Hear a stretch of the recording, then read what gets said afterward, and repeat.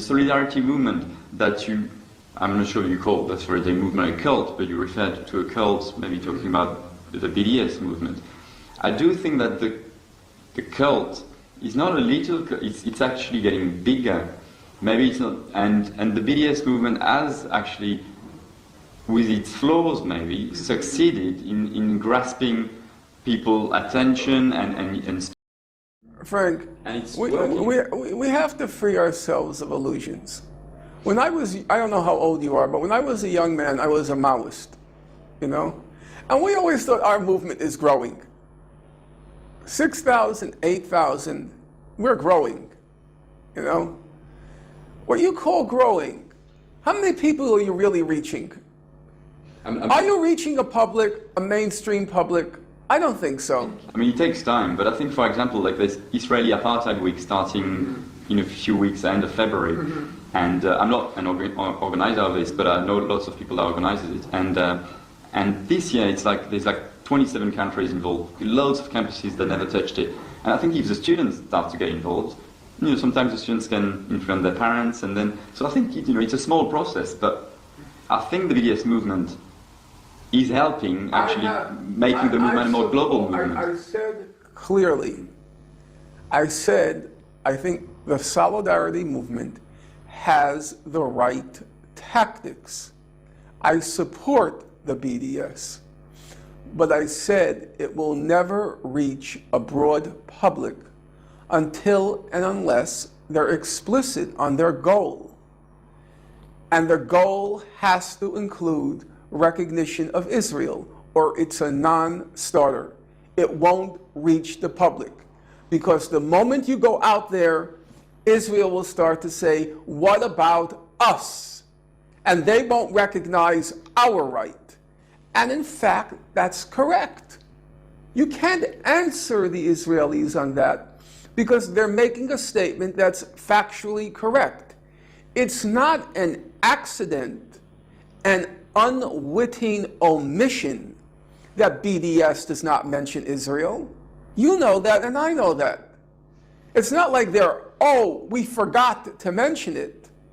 They won't mention it because they know it will split the movement, because there's a large segment of the movement, component of the movement, which wants to eliminate Israel. You know, you talk about BDS, they make all these claims about their victories.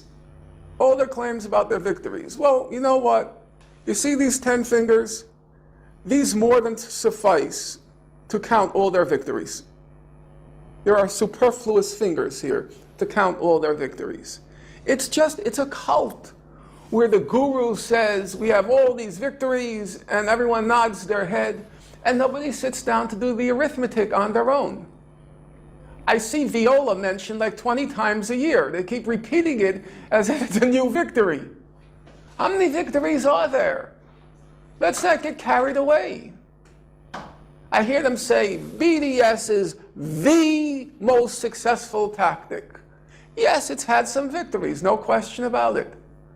But the way people promote it, as if it's proven itself and we're on the edge, you know, on the verge of a victory of some sort, it's just sheer nonsense. It's sheer nonsense. It's a cult.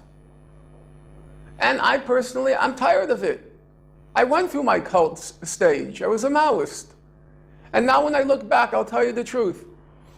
There were like two competing possibilities. You can be a Maoist, a Leninist, and all that sort of crap. And you could waste 20 years of your life. Or you could have worked with people like Ralph Nader, like my best friend, Alan Nairn. He was, if you know Alan Nairn, he worked under Nader. And he got a lot of bills passed through Congress. A lot of good stuff, you know. It's nice we have seatbelts. That was Ralph Nader. Airbags. That was Ralph Nader. Thousands of little things that made life, you know, saved millions of lives. I'm not going to be in a cult again. You know, I'm not going through that stage again with the gurus in Ramallah, you know, giving out marching orders. And then if you disagree, they say 10,556,454 Palestinian civil society organizations have endorsed this. Who are these organizations? They're NGOs in Ramallah, one-person operations, and they claim to represent what they call this thing, Palestinian civil society. If they really were Palestinian civil society, as they claim, then why can they never organize a demonstration of more than 500 people? If they really are, they represent Palestinian civil, I hear this all the time. Have you ever seen a statement by BDS that doesn't have the first subordinate clause? BDS, the largest civil society organized protest, endorsed by 26,555,000,000,000,000,000, organizations. They're just Ramallah, NGOs. Represent absolutely nothing. Nice trade unions as well. Oh, look, let's stop. If it were what you said, where are the demonstrations there? If there were really an active... BDS, I think, is turned to the international community, not to the... Well, that to me is a problem. I'll tell you the truth. Because if you're an indigenous organization in Palestine, you should be organizing your people. And it's our job to organize from our side. I went through many solidarity movements. The Vietnamese never gave us marching orders. The Nicaraguans, the El Salvadorans, they didn't tell you what to do. They organized their people. And the solidarity movement abroad, we were supposed to make the judgment about how best to organize ourselves. And it's a very strange thing when the people there who claim to be the leaders of civil society, they can't organize a demonstration of 500 people among themselves, but they're telling everybody else abroad what to do. It's a weird inversion. When I was first involved in the Gaza Freedom March, I don't know if you were involved in it. Yeah, I heard about it. Okay, they said they were going to bring out 50,000 people in Gaza. 50,000 people. And you know how many they brought out? They brought out 300. It's a cult. You make up numbers, you fantasize, and all the followers are supposed to nod their head. Well, you know what? I'm 58 years old. I've been involved in this 30 years. I gave, and I'm going to say it, I gave, for a Westerner, not for a Palestinian, I gave my life to the cause, and I'm not going to be anybody's fool. I'm not wasting time anymore. I'm tired of it. I really am. I've lost patience with it. I'm tired of gurus, and I'm tired of cults. Either we take advantage of the opportunity and try to reach people, or just forget it.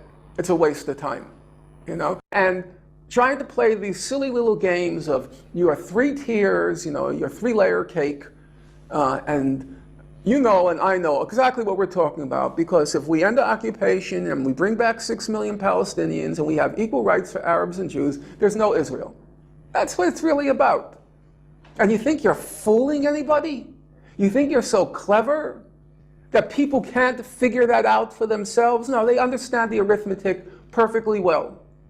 Are you going to reach a broad public which is going to hear the Israeli side, they want to destroy us? No, you're not. And frankly, you know what? You shouldn't. You shouldn't reach a broad public because you're dishonest. And I wouldn't trust those people if I had to live in the state. I wouldn't. It's dishonesty. And I don't want that kind of leadership. Then at least be honest what you want. We want to abolish Israel, and this is our strategy for doing it. Okay, be straightforward about it. But this kind of duplicity and disingenuousness, we're agnostic about Israel. No, you're not agnostic. You don't want it. Then just say it. But they know full well, if you say it, you don't have a prayer reaching a broad public. That's where the public is now. You're not going to reach them. And it's a waste of time. I can't deal with it anymore. I'm very tired of it. You have an opportunity now. That's what I'll talk about tonight. We have a chance to reach a broad public. People are sick and tired of Israel. They're weary of it. The Europeans, this has gone on too long. This has gone on longer than the 100 Years' War. This crazy Israel-Palestine conflict. It's like the War of the Roses, the 100 Years' War, and everything put together. They're tired of it, We have a chance to reach the public. And if we miss it now, it's criminal. It's criminal. I'm not going to participate in something that's going to squander a historic opportunity, maybe to end it. Hey, it can happen. I just came back from Northern Ireland. They found a settlement. And you talk to Protestants, you talk to Catholics, most people are willing to live with it. There are some people who find it unacceptable, but most people, it's okay. We can live with it. And I think you can find a settlement to Israel-Palestine, which virtually everybody in particular the Palestinians, they can live with. Perfect? No. Ideal? No. We can live with? Yes. We can find that kind of settlement. It's possible. But the opportunity may just be squandered.